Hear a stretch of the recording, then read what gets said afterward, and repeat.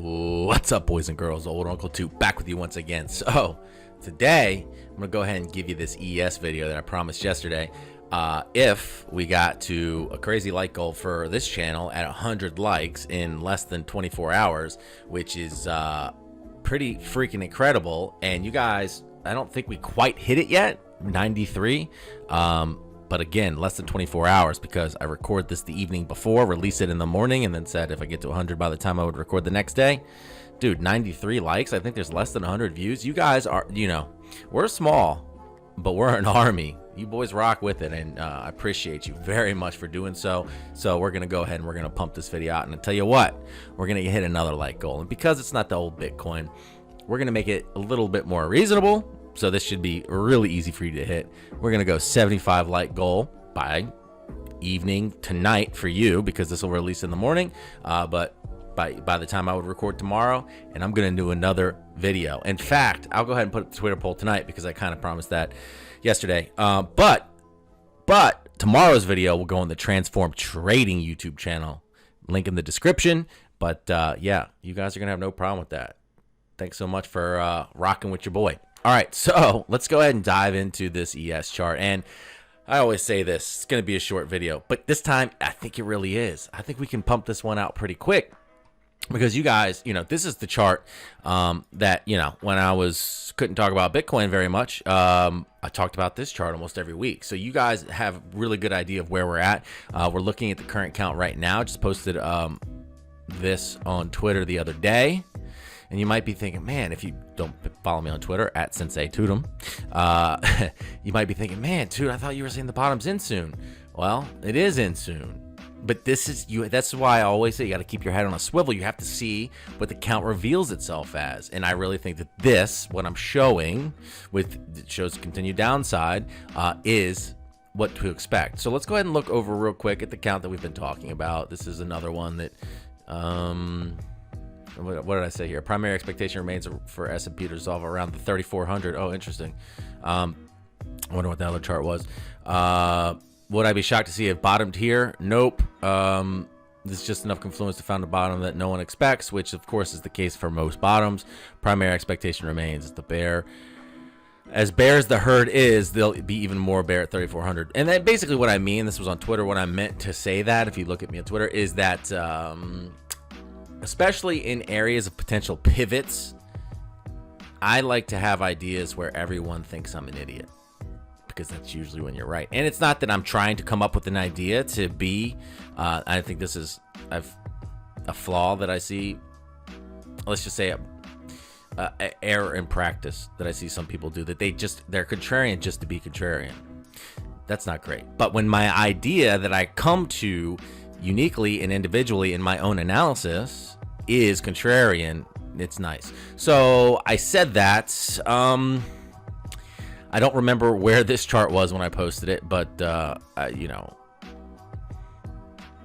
really don't know. But basically what I was saying at the time is that we were going to finish this triple zigzag that I've been showing for the whole time. W, X, Y, X, Z. We don't need to go back into that whole count, but the way we've revealed ourselves, and I still do believe we are in a count like this, is that let's go back over.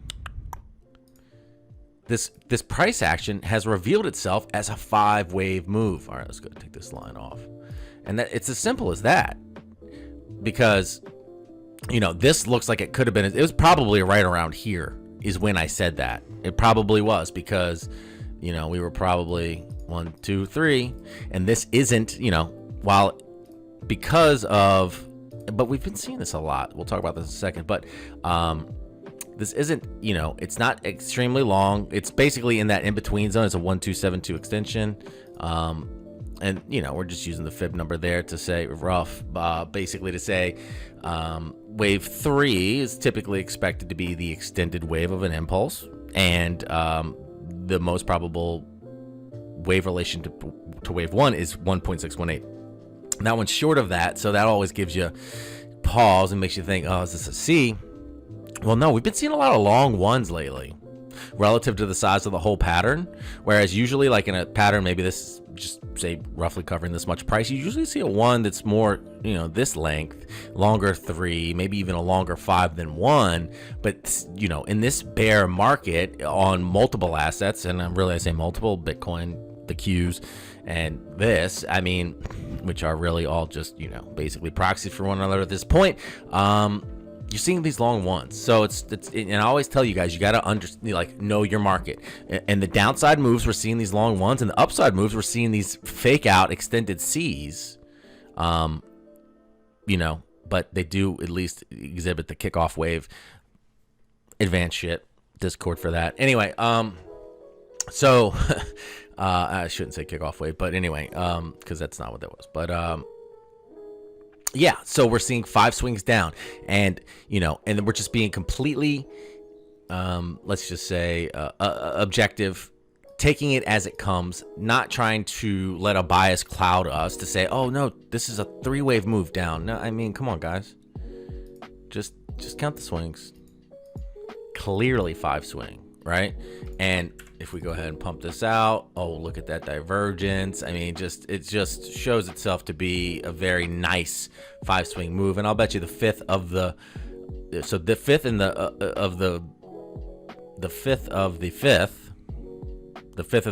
with the third shows divergence. And I'll bet you we show divergence from the main fifth to the third. Let's see, we might have to go out on time frame there to there. Yep, we do. It's pretty flat here, but clear divergence, right? But if we go out on time frame, we'll just go to 4 hour again. Boom. And this is what I talk about by multi-time frame, multi-pivot divergence. Yeah, that's what I call it. So this is what I'm talking about. This is how you pick these pivots. And that's why, you know, like I posted early this morning, you know, of course, I told you guys last week in a video that this was a buy area, right? Even though, did I talk about this kind of video last week? I don't think I did. If I talked about this kind of video last week, I feel kind of dumb, but I don't think I did. I was talking to somebody, but definitely mentioned somewhere that it's a buy area, even though maybe it was Bitcoin. I don't really know. But basically, I'm gonna feel dumb if I already made this video, but I don't think I did. In any event, and if I did make it, you know, new ideas, whatever. We're talking Elliott Wave. You're learning Elliott Wave. I'm teaching Elliott Wave. We're all having fun here, right? I love to teach it. You love to learn it. You know, listen to these jams in the background. But even if it is basically, you know, in the vein of this Twitter chart, where I said could be the bottom, but I don't think so.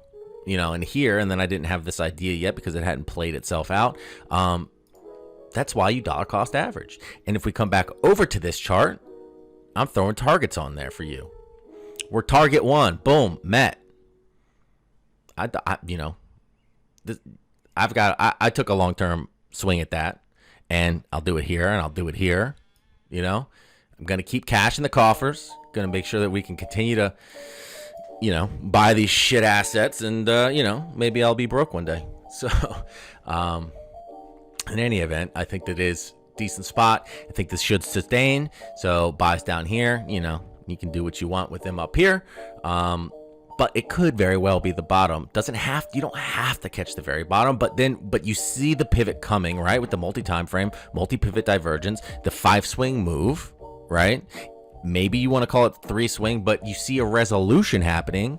That's when you do it. You take a swing at it, and it's, you know, if it's a 3 swing down and it does finish here, great buy, although you didn't get filled up all the way, but you know, you get a lot more gain than the potential gain that you're looking at for here. And then I posted to the guys this morning that you know, this was not confirmed, but likely to sustain, just based on the we got this beautiful pitchfork that is just not helping, it's just containing the market perfectly. You know, I always like to say, I give so much away for free, boys. Dude, when you draw a pitchfork, let's just say we were here, and I did draw this here at the time. So you guys have seen this before lots of times. It's always on this chart. That when you draw this, before this ever comes down, look at this median being respected in the market. So many times before you ever even drew the last pivot. So you knew, obviously you didn't have it to draw at the time, but once you, oh, look, I can draw this and it's such a respected level, man, you got a good one. So if we come back out here on the daily, just another reason to say that we're going to have a pivot of substance. We'll go ahead and we'll throw the stotch on here, slow stotch. Boom, slow stotch. So if we meet the median in Andrews, if you like trading the Andrews pitchfork, and your boy does, if you meet the median in an oversold state, oversold when we met there, still oversold down here, that's a buy.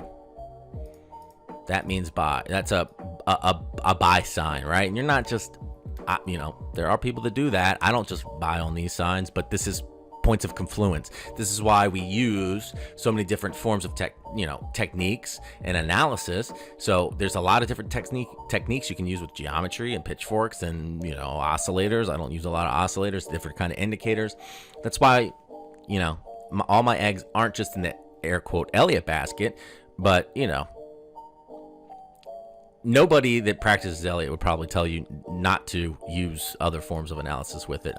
Everyone at EWI does, so why wouldn't you? And I certainly do. I keep making these dots, that paintbrush. Okay, so basically we see the 5 swings down. We saw the reason for pivot. We think the pivot will sustain. So if I gotta go back and make sure. So I really hit me in the comments. Let me know I'm dumb if I already made a video basically on this topic, but I don't think that I did. Anyway, oh, you know what? I take that back. I did make a video on this topic, but I couldn't release it because of some old branding. Okay, so cool. You guys haven't seen this yet. That's right. I felt bad. I was gonna release it into last week. All right. Good. I felt like I've been talking about this before. Wish I had given to you last week so it would sustain. But yeah. Anyway, so what are we going to look for the retracement here? And what are we going to know if, okay, the bottom is in, or, which I don't think it is, or if it's just the primary expectation here. We're going to look for a typical retracement to the high probability retracement for a B, which is the 55618. Look at this. Zoom all the way out here. Look at our VPVR. That changed quite a bit, didn't it? Because I was going to say we got up to the high value area there. Basically, you see this. Well, I'd like this out here. More data with the POC, Confluence with the 50. I mean, again, we use all these different things. It's really everything I do. Simple. But this could be a flat down here. Yeah, I mean, I like to keep it simple. There's too many unknowns to just try to make financial decisions based on esoteric. This is esoteric enough that you see 5 swings in a chart pattern that you're going to expect X, Y, or Z to happen after, which, I feel confidently in that. So, why do I need to go thinking about Jerome Powell or some shit for this, or something that the president of some country is doing? I just keep it simple. Use your technical indicators. If you're an economist, you shouldn't be down here on the 1 hour chart trying to employ that stuff anyway. Or if you're a macro kind of person. Anyway, yeah. So we're gonna look to retrace to this area, and then once we do, I guess based on. I like these targets here for all the confluences that we've already mapped out using all the things that we always talk about. But let's just, I already did. It's part of the confluences. So, no, that's the length of this. The 1-to-1 of this wave, which is the highest probability likelihood for this wave for the triple zigzag. But now let's just go ahead and throw another extension tool in here. We'll just throw it to the 50. Right above target 2. So the 1-to-1, should we get to the low, the high end, the low end on the retracement scale, but I know it would be lower in the price as well. So basically the low end of the retracement to the 50, which is where we do have a lot of confluence. Although look, this is that value high, value low. With this low volume node, we could easily, but we do have the fork out here. We haven't tested this parallel yet to know how it will react. It completely got scared away there. I could see it come out here. break outside the parallel, fake it out before it comes back down. So basically, we're just gonna draw here, and you got your 618, you got your 1-to-1, and then of course you got your 1272 down here. These are all significant levels for a wave C of a zigzag. Of course, 1-to-1. This wave would be the primary expectation for the C wave, and this is just assuming wherever this B wave ends. But then, of course, the second most likely, if you're just looking at wave Fibonacci relationships, we'll call it, but extension relationships would be 618, and then probably down here at 1272, and then it goes from there. But so these are all fairly significant. We'll just throw it right in the 50, and really the 1272 we got that 3 here. That's a 1272 extension. Well, we don't really like to even project for that for a C. So we got the hot zone down here. We got the hot zone right here. I'm thinking, my video you didn't see, but if you had and you had longed off it, or if you saw whatever you saw,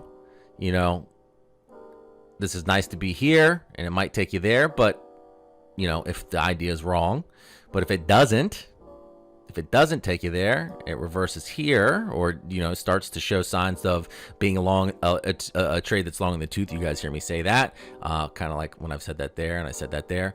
Yeah, we'll look to get out and take it down to here, so that this was a profit, and then we have more money, and then we can buy down here with.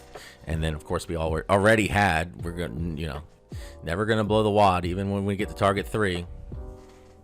Don't be poor. Always have cash. All right, boys, this is relatively short, 17 minutes. That's where I'm at. I know I say it's, I was thinking it was coming sooner, but, she always wants to make me wait longer. That's what they do. They need to, sentiment is super bearish. It needs to be more bearish. No one forgets about the S&P 500, but like it seems with the altcoins, when they're about to go the hardest is when you finally forget about them. So we'll keep an eye on this because it's so tightly connected to crypto at this point. I gotta delete all this crap. That's not too bad. That, when we're getting down to this area is where we can start to see some real potential, opportunities in crypto. Unless, of course, this is the bottom here, which is why you dollar cost average. So have you bought any crypto lately? Did you buy did you put any S&P into your investment portfolio recently? Because I know you hopefully have been in cash if you pay attention. All right, boys. Let's get it. Toot out.